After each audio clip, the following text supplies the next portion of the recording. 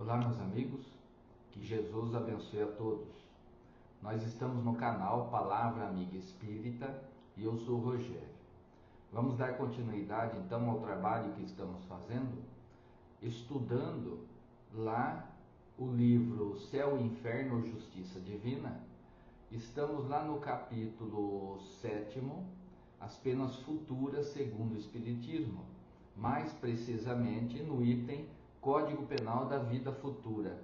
Analisamos o artigo 1º, o artigo 2º, o artigo 3º até o nosso encontro passado.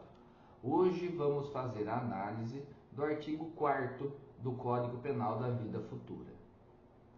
Em virtude da lei do progresso, tendo toda a alma possibilidade de adquirir o bem que lhe falta e de se desfazer do que ela tem de mal, segundo os seus esforços e a sua vontade, disso resulta que o futuro não está fechado para nenhuma criatura.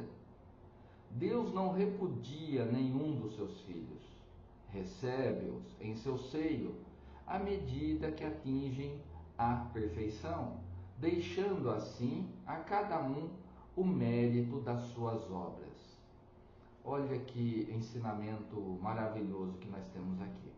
Porque o futuro não está fechado diante daquilo que eu estou fazendo hoje.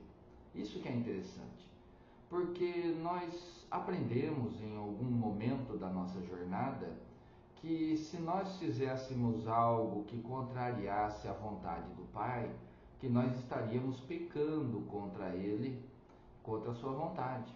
E assim nós teríamos como pena futura o castigo eterno. Aprendemos aqui no Espiritismo que não é bem assim que funciona. Não existe esse julgamento que nós acreditamos que seremos julgados um dia e diante da nossa postura aqui, sendo uma postura correta, boa, de acordo com as leis de Deus, ou não, ou errada, que nós deveríamos ter um julgamento para a felicidade eterna ou o sofrimento eterno. Não é bem assim, não é dessa maneira que funciona. O Espiritismo abre os nossos olhos, descortinou o mundo espiritual e nós temos conhecimento agora que o nosso futuro, a nossa vida futura, a condição que nós estaremos na vida futura após o término dessa existência material, depende dos atos que nós praticarmos aqui. Depende dos sentimentos que nós estivermos nutrindo em nossa intimidade. Estaremos lá em sofrimento se aqui nós tivermos esse comportamento de levar a dor e o sofrimento ao nosso próximo e a nós mesmos.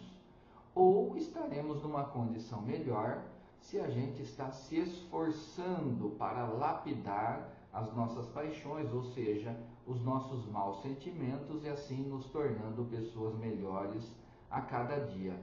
Nos esforçando, lembre-se que aqui na leitura que fizemos, isso fica bem evidente, segundo os seus esforços e a sua vontade. Então, para que nós preparemos um futuro equilibrado, de paz e de equilíbrio, nós precisamos nos esforçar hoje para lapidarmos esses sentimentos ainda muito primitivos, sentimentos ligados ao egoísmo, ao orgulho, que ainda são muito latentes em nós. Precisamos lapidar esses sentimentos, trabalhar esses sentimentos, transformando-os no sentimento do amor ao próximo. Porque o egoísmo, na verdade, é um amor somente para nós. Somente para nós e aqueles que estão do nosso lado, que a gente ama. Jesus veio e disse, nós precisamos ampliar esse amor.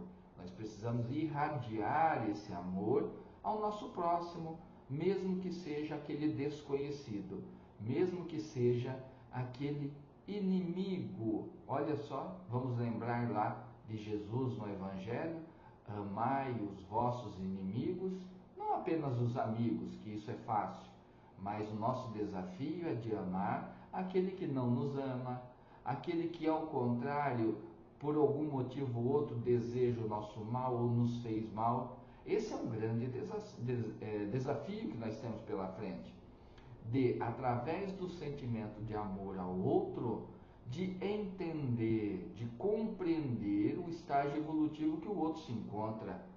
Porque o dia que todos nós despertarmos e compreendermos que nós somos todos irmãos, que nós somos de uma grande e única família, todos filhos de Deus, não existirá motivo para um querer se sobrepor ao outro, para um querer ser melhor do que o outro, para um querer tirar proveito do outro. De maneira alguma, porque todos nós teremos consciência que fazemos parte dessa grande família. Só que nós estamos nesse processo de lapidação, nós estamos nesse período de evolução, buscando colocar em prática os instrumentos que Jesus nos ensinou, para que assim a gente pudesse nos tornar pessoas melhores. Ou seja, bondade no coração, nas palavras, nos gestos, no comportamento, perdão em relação às ofensas, quando nós somos ofendidos de alguma maneira ou outra, compreender o nosso próximo, entender a postura que ele ainda possui. Muitas vezes o nosso irmão tem uma postura totalmente errada, equivocada, que muitas vezes nos atinge ainda, e nós precisamos compreender o nosso próximo, sabendo que apesar dessa postura que ele possui, ele é nosso irmão. Isso chama-se indulgência, a chamada indulgência. É um grande desafio, não tenha dúvida em relação a isso. Mas é isso que nós precisamos fazer, através da nossa vontade e do nosso esforço. Lembrando que logo no início aqui, ele cita a respeito da lei do progresso. Todos nós estamos submetidos às leis divinas.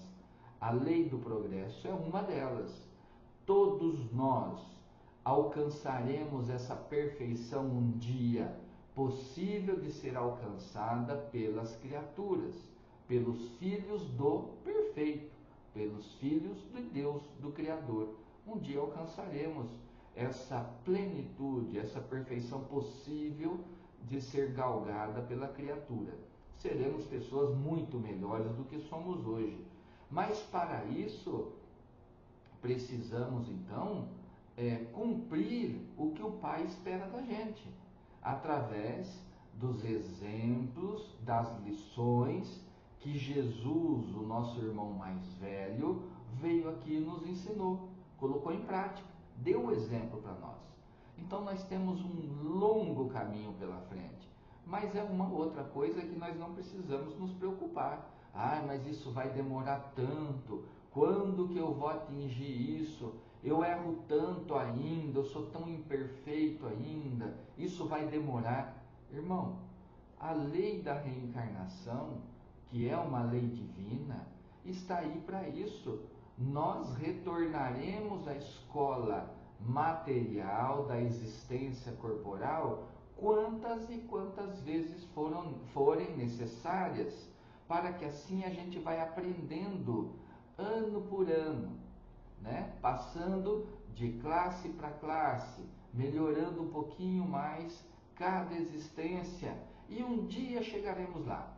Mas o importante é nós sabermos que isso vai acontecer, mesmo que a gente não queira, mesmo que nós sejamos teimosos, rebeldes, recalcitrantes, porque a lei divina será cumprida em todos os seus pontos. Jesus já nos disse isso lá atrás, né? Que o tempo não passará enquanto toda a lei não for cumprida, e ela será cumprida, e nós estamos submetidas a ela.